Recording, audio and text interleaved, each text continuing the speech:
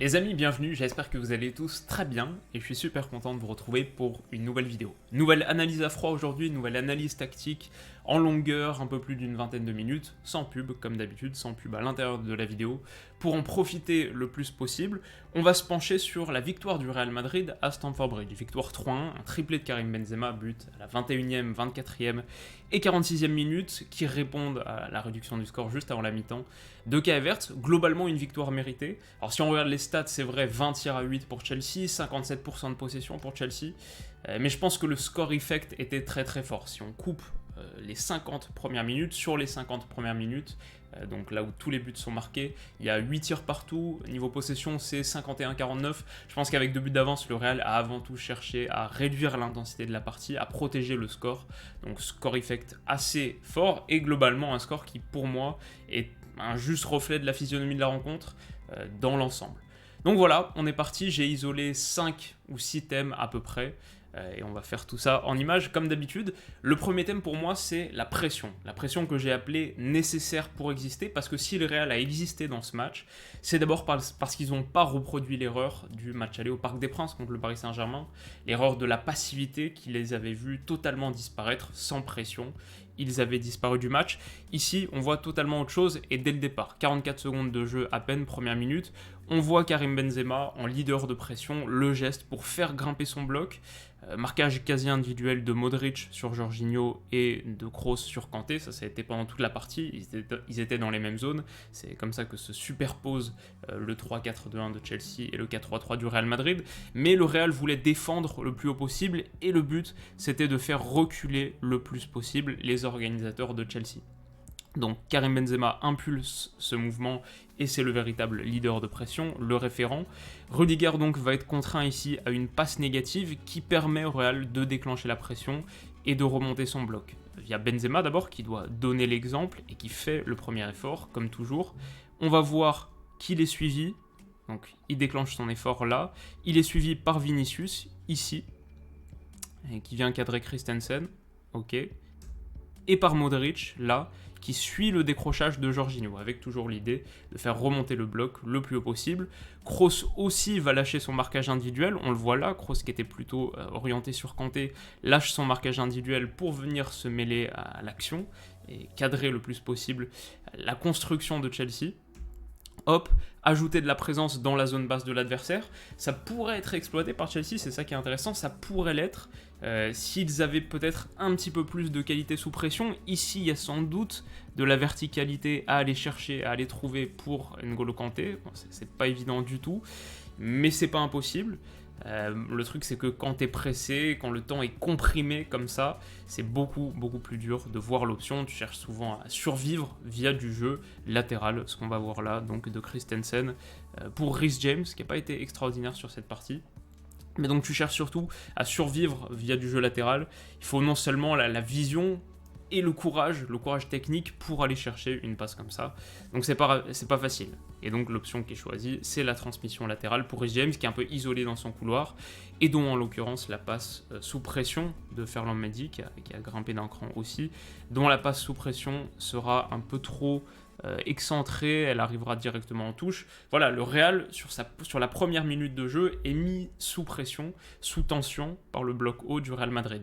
Alors ce que j'aime bien ici, c'est on voit Ancelotti qui dit, alors sur l'image d'après on le voit encore mieux, qui dit à Alaba, qui lui parle et qui lui dit de monter un cran plus haut. Je pense qu'il parle en fait de la situation de couverture quand tout à l'heure Kroos est sorti et a lâché le marquage individuel sur Kanté. Il veut que sa ligne de défense aussi vienne combler le trou, grimpe encore d'un cran, logique, pour qu'un pressing soit efficace, fonctionne. C'est mieux qu'il y ait peu de distance entre les lignes et donc que les centraux aussi prennent le risque de grimper à la médiane, de laisser de l'espace dans leur dos. Mais voilà, ça souligne, je pense, l'approche très proactive et intense du Real Madrid. Cette volonté, donc, impulsée par Carlo Ancelotti, d'être très haut et de presser. Voilà grosso modo sur cette première séquence de jeu que je trouvais assez notable. Ce qui est intéressant, c'est à quel point Chelsea n'a pas su répliquer par sa propre pression. C'est là, à mon avis, que le pressing était une des clés fondamentales de la rencontre, c'est que le Real l'a bien fait, Chelsea très peu. Donc ici, Chelsea est haut à nouveau, mais ne sait pas vraiment quoi faire. Alors, c'est bien illustré par Reece James, qui sait pas trop qui il doit couvrir. Est-ce qu'il doit suivre Alaba, donc qui va s'excentrer ici de manière assez classique? Est-ce qu'il doit suivre le décrochage de Tony Kroos, qui affectionne particulièrement ces zones? Qui est-ce qu'il doit prendre? Il sait pas vraiment. Résultat, il fait aucun des deux et il demande à quelqu'un d'autre de le faire. Donc pour Tony Kroos, je pense qu'il souhaite que ce soit N'Golo Kanté qui est ici, qui ne suit pas. En tout cas, il demande que ce soit fait par quelqu'un d'autre.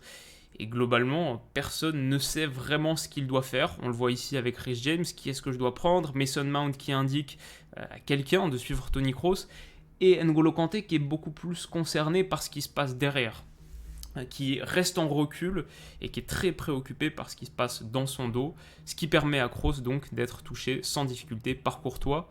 Kroos qui va pouvoir jouer ensuite sur Militao, donc Militao le troisième homme ici, premier homme, deuxième homme, troisième homme, avec la transmission du deuxième homme dos au jeu, et le Real peut progresser et sortir de ce qui n'est pas vraiment une pression, ce qui est la pire chose finalement, un bloc haut, des joueurs hauts, mais avec beaucoup trop d'espace et pas vraiment de compréhension de ce qu'il faut faire. Donc le Real Madrid se sort très bien de là, Kroos peut jouer pour Militao, et Chelsea n'a jamais réussi à contraindre le Real à des erreurs dans cette zone. Ça, c'était sur la pression. Voilà, on voit Militao qui est servi ensuite. Le deuxième thème majeur pour moi, c'est la qualité en possession. Donc la pression, c'était nécessaire pour exister. La qualité en possession, ce que le Real a fait avec ballon, c'était nécessaire pour l'emporter. Exister via la pression, l'emporter, gagner le match via la qualité possession. Donc c'est ce qu'ils ont fait. On a une première séquence ici, première séquence madrilène avec ballon, où on a vu la qualité individuelle déjà. Vinicius qui s'en sort entouré par 3 joueurs de Chelsea, qui s'en sort avec de la qualité dans les petits espaces. Ici qui remise pour Alaba, qui trouve beaucoup de jeux en triangle du côté du Real pour sortir de la pression, pour réussir des choses intéressantes. Alaba qui trouve en une touche Ferland Mendy, beaucoup de jeux en une touche aussi, c'était bien fait. Ça c'est une autre séquence juste un petit peu plus tard. Courtois qui trouve Casemiro, à nouveau la pression donc, de Chelsea, en tout cas ce bloc haut est facilement transpercé parce qu'on ne sait pas trop où aller. Donc Courtois qui trouve Casemiro, attitude intéressante de N'Golo Kanté à nouveau ici qui préfère pas chasser, non, qui préfère plutôt reculer. On voit qu'il est sur les talons et qu'à nouveau, il cherche plutôt à contrôler ce qui se passe dans son dos, pas vraiment l'envie d'aller chasser le porteur, ce qui est peut-être un peu rare pour N'Golo Kanté, je me demande pourquoi. Je ne sais pas vraiment si c'est une consigne de Tourelle d'attendre le Real Madrid un peu plus bas pour peut-être aller les piquer ensuite dans le dos, ou si c'est simplement un problème de coordination, voire de fraîcheur physique. Ils ont joué un match très éprouvant il n'y a pas si longtemps, samedi contre Brentford. En tout cas, voilà, ni Kanté, ni Pulisic ici, ni Mount là, n'ont été de très bons presseurs. Alors derrière le Real Madrid, ça c'est une autre situation, le Real Madrid déroule encore une fois grâce à son très bon niveau technique, même Casemiro a été bon, ici par exemple. Hop, aussi grâce au décrochage de Karim Benzema, donc le niveau technique, mais le décrochage de Karim Benzema, qui a été difficile à suivre pour Chelsea. Regarde à quel point il est dans une zone sans pression, il a un gros périmètre d'action ici, et ça permet au Real Madrid d'avoir un petit peu plus de supériorité numérique à la construction. Donc le Real encore plus difficile à presser et à agresser avec un joueur de plus dans la zone de préparation. Qu'est-ce qu'il y a d'autre? La qualité technique, Vinicius, la louche à la Anthony un peu, longue ligne de touche. Et derrière, ça c'est toute une longue séquence. Derrière, le Real finit avec cette tentative qui est un mauvais choix d'Eder Militao, qui m'a un petit peu inquiété. Je me dis, si c'est tout ça pour faire ça, peut-être qu'ils vont manquer un petit peu de solutions dans le dernier tiers. Finalement non, mais ça vient quand même conclure une très bonne séquence de possession du Real Madrid. Alors sur le 6 mètres qui suit, donc sur l'action qui suit, voilà, 20 secondes plus tard, le 6 mètres, c'est encore meilleur. Donc le Real vient chercher Chelsea à la gorge vraiment et force du jeu long. Donc un jeu long ligne qui est très difficile à bonifier. Militao en profite, récupère, puis 6 passes en une touche qui sont magnifiques. La première de Militao là pour Valverde, la deuxième de Valverde pour Casemiro. Casemiro ensuite qui joue à destination de Karim Benzema. Benzema qui remise sur Luka Modric. Et Modric de l'extérieur qui la glisse dans un sublime intervalle là à destination de Vinicius. Et c'est pas fini. Vinicius qui va la remiser en talonnade pour Karim Benzema. 6 passes en une touche de balle, super séquence. En l'occurrence, Kanté a bien suivi et gêne assez Benzema pour l'empêcher d'en profiter. Il va même lancer une transition dangereuse. Mais sur cet enchaînement, le Real a montré un petit peu d'Ancelotti 2014, a montré le Real a montré qu'il était dans un bon soir. Une autre séquence ici, la troisième sur ce que le Real fait avec ballon. Quelque chose qu'on connaît bien, c'est la qualité de Kroos dans ce rôle de troisième central. Donc le Real Madrid était joué en 4-3-3, donc ça c'est la ligne de 4, mais finalement on a Toni Kroos qui décroche et qui vient former qui est le troisième défenseur central à la construction dans ce rôle de quarterback. On connaît bien ce positionnement et ça a permis au Real d'être très bon, d'avoir du contrôle, de mobiliser toute la largeur du terrain aussi grâce à ses renversements de jeu, ici qui va chercher à destination de Dani Carvajal, qui est très bien fait, millimétré encore. Ça a permis au Real Madrid d'avoir du contrôle. Souvent, il était très éloigné de son vis-à-vis. On le voit ici, la distance par rapport à N'Golo Kanté est énorme, ce qui lui a offert plus de temps et d'espace pour que le Real contrôle la possession, contrôle le tempo de la partie. Et même quand Kanté vient chasser, 20 secondes plus tard ici, il a su résister et obtenir la faute. Là, par exemple. Donc, bon Toni Kroos dans cette partie. La meilleure séquence de possession madrilène, je pense quand même que c'est celle-là, elle est vraiment sublime. Peut-être que vous vous en souvenez, on en a parlé il y a quelques secondes à peine. C'est le moment qu'on évoquait pour parler de la mauvaise pression de Chelsea. On se souvient, Reece James là, Mason Mount, Kanté qui est un peu sur le reculoir, la pression de Chelsea pas assez coordonnée. Derrière, le Real avance via du jeu en triangle. Ici donc le jeu en triangle, c'est Courtois, Kroos, Militao, ok. Militao qui peut monter balle au pied, qui peut prendre l'espace. Il y a un autre jeu en triangle, donc 3 secondes plus tard, Militao qui grimpe.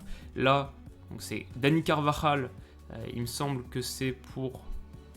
donc c'est Militao, pardon, pour Dani Carvajal, et ici Valverde qui a décroché, qui s'est recentré, qui a été très très bon. Il y a toute une section de la vidéo dédiée à Valverde, on va en parler très vite.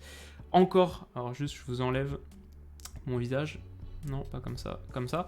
Encore un triangle ici, donc à destination de Casemiro. Valverde, Casemiro, Kroos.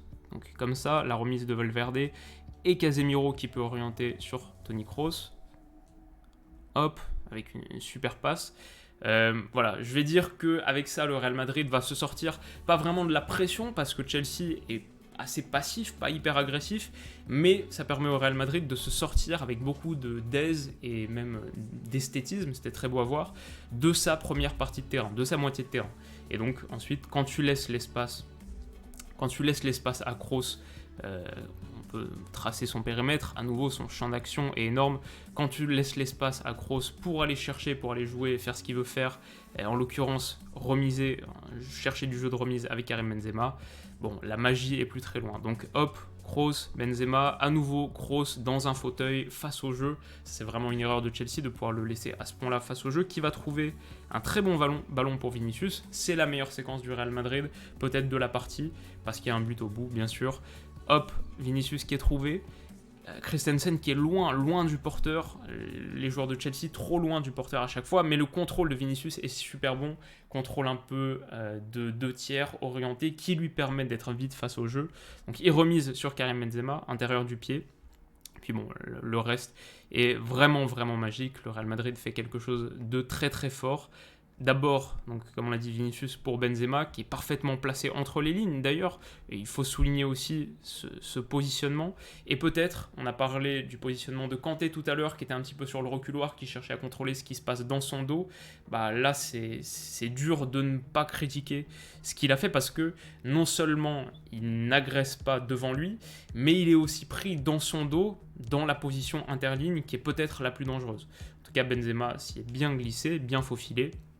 Et le reste se passe de commentaires. La 1 de Vinicius, la 2 de Benzema, 1-2, hop, extérieur du pied comme ça. C'est juste un bijou absolu.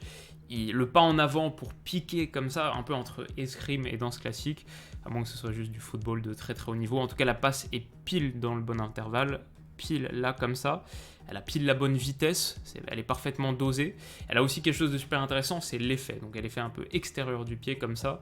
Et l'effet fait que, on le voit bien ici, hop, c'est ouf parce que la passe a été faite comme ça et elle va rentrer à l'intérieur de la surface de réparation. On voit bien, ici elle est extérieure de surface et là, Vinicius ne l'a pas encore touchée, il la touchera qu'une seule fois, que pour le centre. Elle est rentrée à l'intérieur de la surface de réparation. Ce qui est cool aussi, c'est qu'après ça passe... C'est un double 1-2, Vinicius, Benzema, Benzema, Vinicius. Ce qui est bien, c'est que Benzema se projette, il y a un gros sprint, et c'est fou, il va tellement bien finir après avoir enchaîné 20 mètres à la course. Donc super situation, la passe pile dans le bon intervalle, parfaite, le bon tempo, le bon dosage, la course, il y a encore du chemin à faire pour aller conclure. Le centre de Vinicius est parfait, mais la tête de Karim Benzema est absolument hors norme. C'est une des meilleures de l'histoire de la Ligue des Champions. La trajectoire est parfaite, mais l'inclinaison du cou, du corps, la tête en opposition, mais la distance par rapport au but est folle. Pour mettre autant de puissance à cette distance et au bout d'un sprint, comme on l'a dit, de 20-30 mètres, il faut avoir tellement de lucidité, tellement de qualité. Tout est parfait dans cette action. Regardez la distance de la tête par rapport au but. Tout est parfait dans cette action. Et en plus, il y avait la construction qui était magnifique. C'est ce que j'ai appelé sur Twitter un but totalement symbolique du Real d'Ancelotti 2014. Un immense but. Et aussi un symbole de la supériorité collective et individuelle du Real sur Chelsea en ce début de match. Je pense que la réaction de Tuchel dit beaucoup de choses aussi. Ça, c'est juste après le but. Il dit à ses joueurs de sortir plus pour presser. Push out, il dit push out. Le Real a pu avancer trop facilement, et c'est vrai, c'est quelque chose qu'il faut absolument rectifier. En tout cas, Marcelo a l'air d'accord. Donc ça, c'était pour la meilleure séquence madrilène. Le pire, c'est que ça va se reproduire 2 minutes plus tard à peine, 23e minute, le second but de la rencontre, et c'est presque une copie conforme. Donc à nouveau, le Real Madrid se sort très facilement de son premier tiers de terrain, avec un ballon, toujours la qualité pied droit de Ferland Mendy pour trouver du jeu intérieur, qui est remarquable, mais ballon intérieur de Ferland Mendy pour Casemiro. Ce qui est intéressant ici, c'est que donc Mason Mount vient à la pression sur Ferland Mendy, Kanté reste au marquage individuel sur Toni Kroos, mais Kai Havertz est allé anticiper pour un ballon en retrait sur Thibaut Courtois, ce qui fait que Casemiro est totalement libre. Hop, il va être trouvé très facilement. Bon, la réaction de Mason Mount est parfaitement éloquente ici. Il n'y a personne pour s'occuper de la pointe basse du milieu du Real Madrid. C'est pas suffisant et c'est pas acceptable pour Chelsea. En tout cas, le Real Madrid peut en profiter pour aller orienter côté opposé. Hop, tout le bloc, hop, orienté côté opposé avec une super passe. Pour Modric, tout le bloc du Real Madrid peut monter, tout celui de Chelsea descend. Je pense que quand en 2 passes, tu peux changer l'orientation de tous les corps de la pelouse. Comme ici, on est passé de joueurs de Chelsea qui étaient orientés ballon face au but du Real Madrid, pardon. Et quand tu peux orienter tous les corps de ton adversaire de cette manière en 2-3 passes à peine, en quelques secondes de jeu, bon, tu marques des points, tu te places dans une bonne posture pour aller remporter la partie. Donc intéressant de voir aussi que Vinicius attaque déjà la zone, qui pousse Christensen à faire redescendre la ligne. Valverde peut peut-être centrer directement ici. Après, je ne suis pas certain que Vinicius au duel ce soit la meilleure solution, surtout que la suite donne raison au choix qui sera fait. Mais il y a beaucoup de choses très intéressantes dans cette action. Déjà, intéressant de voir que Modric prend déjà l'information. Il lève la tête, il essaye de comprendre ce qui se passe ici.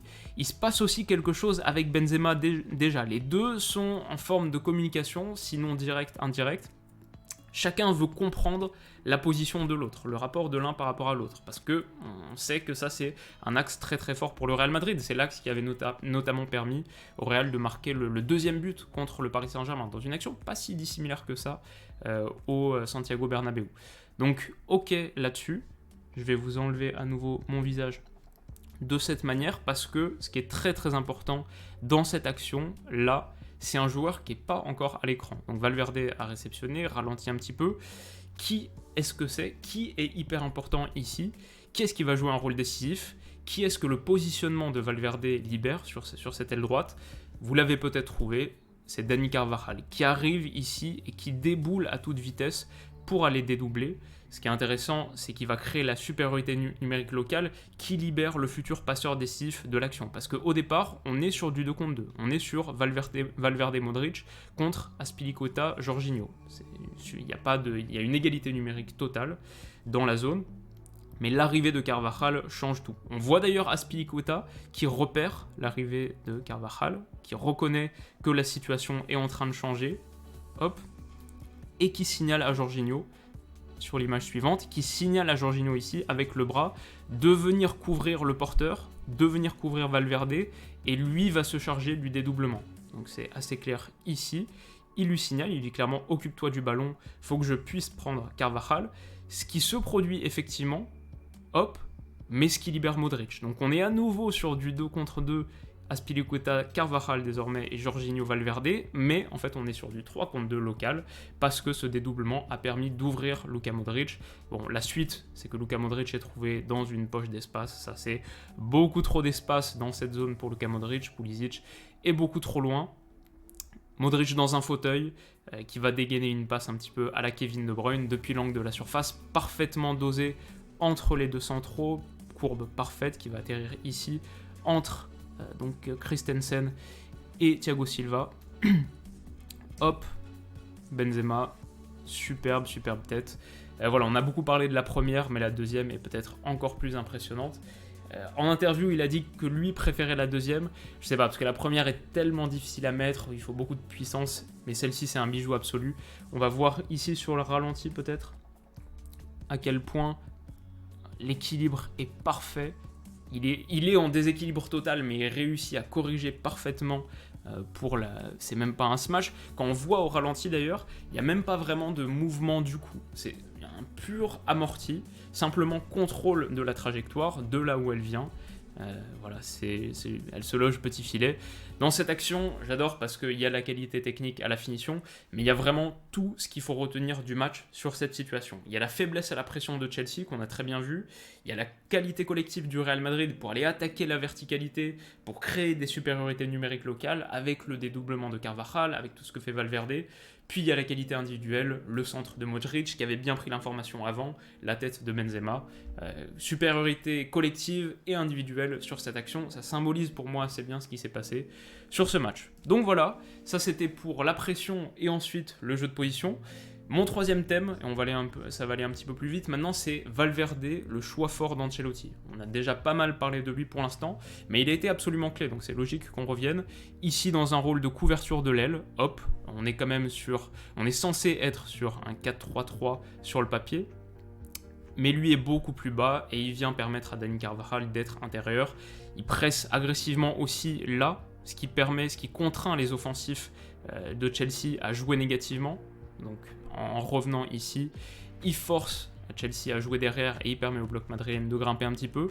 De gros efforts aussi pour fermer tous les espaces sur son côté, donc là il a été impliqué offensivement sur la situation, long ballon mais il est un petit peu trop court, le ballon est un peu trop long surtout. Mendy relance, vite il se remet derrière, il déclenche un sprint, grosse débauche d'énergie et ça permet à Modric de sortir sur Jorginho. En contrôlant et en ralentissant Azpilicueta, il y avait aussi un vrai mismatch dans cette zone. Azpilicueta, c'est pas sa zone et c'est pas le meilleur gars pour aller attaquer le côté. Mais en contrôlant de cette manière, en ralentissant, en formant un mur ici, en allant le contrôler avec sa vitesse, Azpilicueta, il permet à Modric, qui était dans une posture un petit peu compliquée, qui était un peu entre deux comme ça, il permet à Modric d'être dans une situation lui aussi de contrôle et même d'agression, d'aller chercher Jorginho, et donc de faire descendre Chelsea, de faire grimper Madrid. À nouveau, on se retrouve avec un Real qui est orienté corps face au but, alors qu'avant ils étaient en train de courir. Alors que juste ici, on voit tous les corps sont orientés face à leur but. Hop, grâce à ce mouvement de pression de Valverde, tout le monde peut se remettre dans le bon sens. Hop, petit aparté ici qui m'intéresse beaucoup sur la pression du Real Madrid et le rôle de Karim Benzema. Instinctivement, ce que je trouve vraiment intéressant, Modric s'arrête. On le voit ici. Avoir forcé la passe négative, dans son logiciel initial, je pense que c'est suffisant. On le voit à l'inclinaison de son corps. Il a freiné, il est repassé sur les talons, mais Benzema lui dit « Non, on s'arrête pas là, on continue ». Luka continue à avancer et à presser le nouveau porteur de balle. Alors, Modric va écouter. Regardez, Modric, hop, il l'écoute. Karim Benzema est en train de lui indiquer ce qu'il faut faire. Il regarde, il fait « Ok », il prend la consigne, et hop, il y retourne. Donc il redéclenche une accélération, il y retourne en veillant à bien synchroniser sa course avec celle de Benzema, en prenant l'information de son leader, de son référent de pression, et en synchronisant sa course, celle qui met Rudiger sous pression, et qui va couper l'accès à Jorginho. Ça, c'est les meilleures courses de pression. À la fois, le porteur est mis en difficulté, et il est mis en difficulté aussi parce que l'accès aux joueurs avancés est bloqué. Donc super course de pression. Rudiger va être contraint à jouer négativement et à nouveau tout le bloc madrilène peut grimper. Donc ça c'est quand même assez remarquable. Kroos derrière peut suivre également, suivre Kanté encore un petit peu plus haut. Rudiger contraint à jouer négativement, Benzema va chasser Mendy, et Chelsea se retrouve à nouveau dans une position compliquée dans son premier tiers. Tout ça, ça part du retour défensif de Fede Valverde, et du rôle de Karim Benzema ensuite, qui enclenche une seconde vitesse sur la pression. D'ailleurs, sur le temps mort suivant, donc ça c'est 7-20, 7-39, sur le temps mort suivant, ce que j'aime beaucoup, c'est qu'il explique encore un petit peu plus précisément ce qu'il attend de ses différents coéquipiers. On voit Valverde ici, Modric ici, qui sont en train d'écouter Karim Benzema et qui se fait donc le leader tactique de l'animation sans ballon du Real Madrid. Ok, on était sur la partie Fede Valverde, on y revient à nouveau. À nouveau le positionnement asymétrique, très très clair, donc on parle d'un 4-3-3.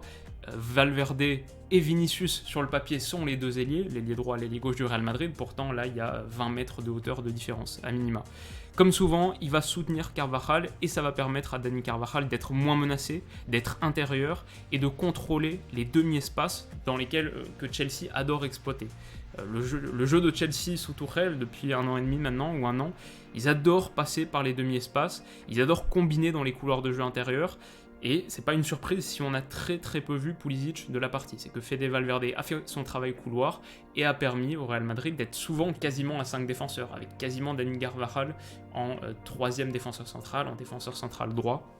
En tout cas, contrôler cette zone qui est très dangereuse en général. Donc il le fait très bien, Carvajal, et Valverde aussi le fait très bien en couvrant, en grimpant et en couvrant un petit peu comme Modric tout à l'heure la ligne de passe progressive potentielle, en agressant le porteur. À nouveau, Aspi peut pas faire grand chose, et ça c'était, comme on l'a dit, un vrai mismatch dans cette zone. Le Real peut continuer à agresser, Valverde va même remporter son duel, gagne le ballon, ce qui lance une transition que le Real Madrid a très bien exploité aussi sur ce match en général et celle-ci en particulier, qui est électrique, la superbe remise de Karim Benzema du talon.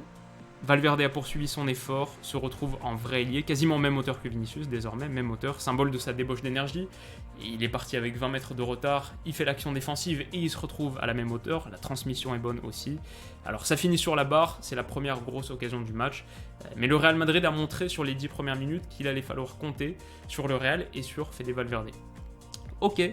4e thème, très rapide, un entrejeu dans le ton. On pouvait s'attendre, c'est vrai, on pouvait penser que l'entrejeu madrilène allait souffrir considérablement contre Chelsea. Il avait souffert l'année dernière en demi-finale, Kanté avait été élu homme du match au match aller, au match retour.